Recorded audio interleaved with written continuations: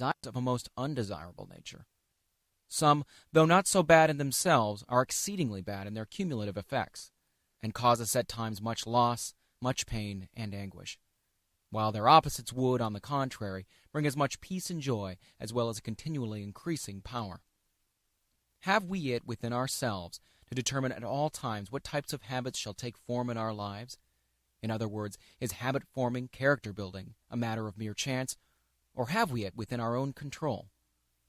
We have entirely and absolutely. I will be what I will to be can be said, and should be said, by every human soul. After this has been bravely and determinedly said, and not only said, but fully inwardly realized, something yet remains. Something remains to be said regarding the great law underlying habit-forming, character-building.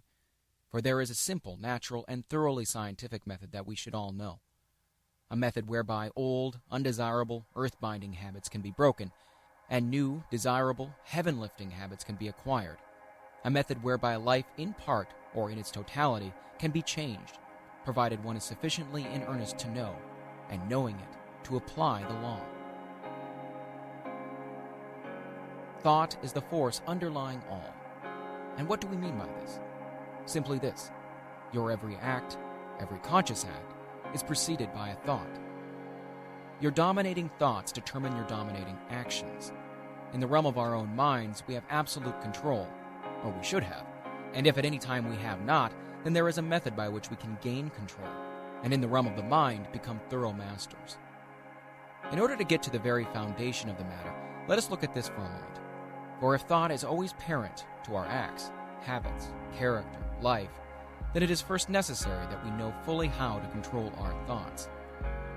Here let us refer to that law of the mind, which is the same as is the law in connection with the reflex nerve system of the body, the law which says that whenever one does a certain thing in a certain way, it is easier to do the same thing in the same way the next time, and the next, and the next, until in time it comes to pass that no effort is required, or no effort we're speaking of, but on the opposite would require the effort.